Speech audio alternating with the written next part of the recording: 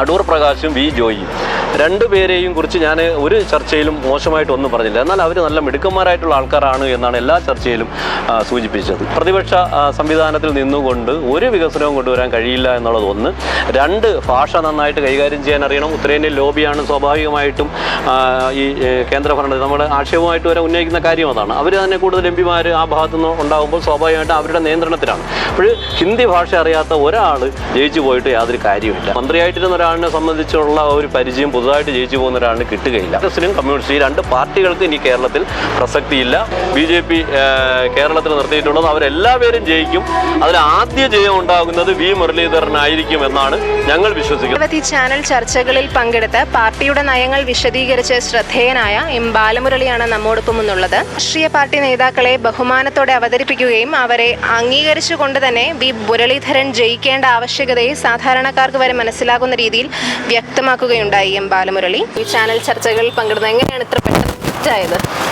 ചർച്ചകളിൽ ആദ്യമായിട്ടാണെന്ന് പറയാൻ കഴിയില്ല. ചെറിയ ചെറിയ പരിപാടികൾക്ക് പോയിട്ടുണ്ട്. പക്ഷേ ഇപ്പോൾ ഈ തെരഞ്ഞെടുപ്പുമായി ബന്ധപ്പെട്ടാണ് ന്യൂസ് 24, മനോരമ, അതുപോലെ കൈരളി, റിപ്പോർട്ടർ ഇങ്ങനെയുള്ള ചാനലുകളിൽ ഒന്നും രണ്ടും പ്രാവശ്യമൊക്കെ ആയിട്ട് ഏകദേശം ഒരു 6-7 ചർച്ചകളിൽ പങ്കെടുക്കാനായിട്ടുള്ള അവസരം കിട്ടി. വളരെ പ്രഗത്ഭരായിട്ടുള്ള ആൾക്കാരോടൊപ്പമാണ് ചർച്ചകളിൽ പങ്കെടുത്തത്. കഴിവിൻ്റെ ഒന്നും അടിസ്ഥാനത്തിലല്ല, ആൾക്കാരുടെ മനസ്സിലുണ്ടായ തെറ്റിദ്ധാരണകൾ നീക്കം ചെയ്യാൻ, മാറ്റാൻ അതിനു വേണ്ടിയിട്ട് പരിശ്രമിച്ചു എന്ന് മാത്രമേ ഉള്ളൂ. ഇപ്പോൾ മോദിയുടെ വികസനം ഇന്ന് കഴിഞ്ഞ 65 വർഷക്കാലം നഷ്ടപ്പെട്ടത്, അതായത് 65 വർഷക്കാലം ഈ ഇന്ത്യ മഹാരാജ്യത്തിന് ലോകത്തിൻ്റെ നെറുകയിൽ, ലോകത്തിൻ്റെ 1ാം സ്ഥാനത്ത് എത്താൻ സാധിക്കുമായിരുന്നു. ആ കുടുംബവാഴ്ചയുടെ കുടുംബാധിപത്യത്തിൻ്റെ ഭാഗമായിട്ടാണ് നമ്മുടെ രാജ്യത്തിൻ്റെ വളർച്ച മുരടിച്ചു പോയത്. രാജ്യങ്ങളിൽ ഇന്ത്യയുടെ മതിപ്പ് വർദ്ധിപ്പിക്കുന്നതിന് ഏറ്റവും പ്രധാനമായിട്ടുള്ള പങ്ക് വഹിച്ച വ്യക്തിയാണ് നമ്മുടെ ഇവിടെ മത്സരിക്കുന്ന വി മുരളീധരൻ. അപ്പോൾ അങ്ങനെയുള്ള വി മുരളീധരൻ ജയിച്ചു വരേണ്ട ആവശ്യകത മോദിയോടൊപ്പം അടുത്ത സർക്കാർ രൂപീകരിക്കുമ്പോൾ മോദിയോടൊപ്പം ഒരു കേന്ദ്രമന്ത്രിയായിട്ട് വി മുരളീധരൻ ഉണ്ടാകണമെന്ന് ആറ്റിങ്ങലിലെ എന്നല്ല കേരളത്തിലെ മുഴുവൻ ജനങ്ങളും ആഗ്രഹിക്കുകയാണ്. ഇതിന് ഒരുപക്ഷെ പരാജയപ്പെടുകയാണെങ്കിൽ അദ്ദേഹത്തിൻ്റെതായ കാര്യങ്ങളും സംഘടനാ പ്രവർത്തനവും കാര്യങ്ങളുമായിട്ട് പോകും. അത് ആ നഷ്ടമുണ്ടാക്കുന്നത് നമ്മൾ ആറ്റിങ്ങലിലുള്ള പ്രത്യേകിച്ച് വളർന്നു വരുന്ന യുവാക്കൾക്കാണ്, യുവജനങ്ങൾക്കാണ്. മറ്റ് പാർശ്വവൽക്കരിക്കപ്പെട്ട മുഴുവൻ ആൾക്കാർക്കും അതൊരു വലിയ നഷ്ടമായിട്ട് മാറും. അവരുടെ മിടുക്ക് കൊണ്ട്, അവരുടെ കഴിവ് കൊണ്ട് അവരെത്ര പരിശ്രമിച്ചാലും അവരാണ് ഒരു പക്ഷേ ജയിക്കുകയാണെങ്കിൽ ഡൽഹിയിൽ പോയിട്ട് അവർക്ക് ഒന്നും ചെയ്യാൻ സാധിക്കുകയില്ല. പ്രതിപക്ഷ സംവിധാനത്തിൽ നിന്നുകൊണ്ട് ഒരു വികസനവും കൊണ്ടുവരാൻ കഴിയില്ല എന്നുള്ളത് ഒന്ന്. രണ്ട്, ഭാഷ നന്നായിട്ട് കൈകാര്യം ചെയ്യാൻ അറിയണം. ഉത്തരേന്ത്യൻ ലോബിയാണ് സ്വാഭാവികമായിട്ടും ഈ കേന്ദ്രഭരണത്തിൽ നമ്മുടെ ആക്ഷേപമായിട്ട് വരെ ഉന്നയിക്കുന്ന കാര്യം അതാണ്. അവർ തന്നെ കൂടുതൽ എംപിമാർ ആ ഭാഗത്തു നിന്ന് ഉണ്ടാകുമ്പോൾ സ്വാഭാവികമായിട്ടും അവരുടെ നിയന്ത്രണത്തിലാണ്. അപ്പോൾ ഹിന്ദി ഭാഷ അറിയാത്ത ഒരാൾ ജയിച്ചു പോയിട്ട് യാതൊരു കാര്യമില്ല.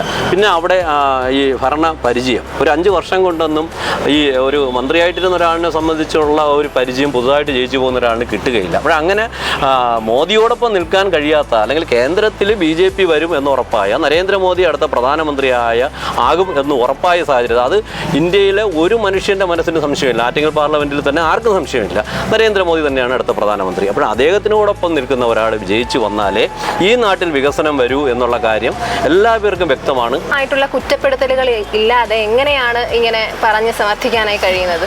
ഈ വ്യക്തിപരമായിട്ട് ഇപ്പോൾ ആശയങ്ങൾ തമ്മിലാണ്, ആദർശങ്ങൾ തമ്മിലാണ് ഏറ്റുമുട്ടുന്നത്.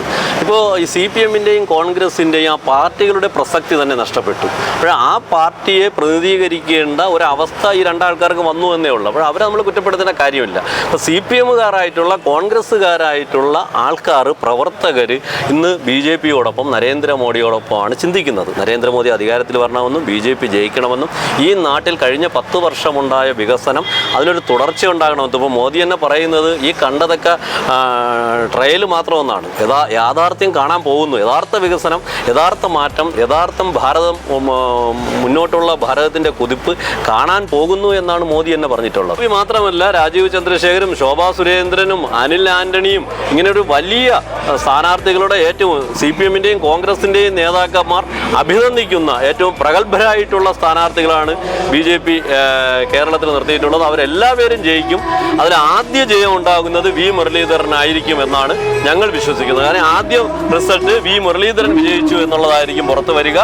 ഒപ്പം വി മുരളീധരനോടൊപ്പം രാജീവ് ചന്ദ്രശേഖർജിയും അതുപോലെ സുരേഷ് ഗോപിയും ശോഭാ സുരേന്ദ്രനും തുടങ്ങിയ നീണ്ട നിര കേരളത്തിൽ നിന്ന് എംപിമാരായിട്ടുണ്ടാകും. ഈ അവസാന നിമിഷത്തിൽ എന്താണ് പറയാനുള്ളത്?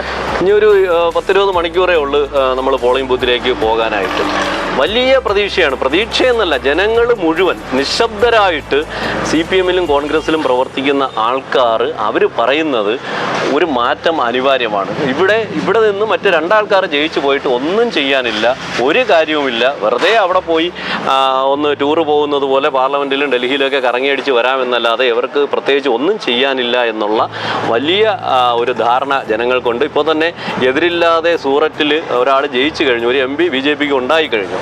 ഇനി BJPയുടെ ലക്ഷ്യം വെച്ചിട്ട് 399 MPമാർ കൂടിയാണ് ഉണ്ടാകേണ്ടത്. അത് കൃത്യമായിട്ടും ആ 400 സീറ്റ് കടക്കും. നരേന്ദ്രമോദി വെച്ച, കേരളത്തിലും വെച്ച ലക്ഷ്യം പൂർത്തീകരിക്കും എന്ന് തന്നെയാണ് ഞങ്ങൾക്ക് ഉറപ്പുള്ളത്. കാരണം ആ രീതിയിൽ ജനങ്ങൾ അനുകൂലമായി പ്രതികരിക്കുന്നുണ്ട്.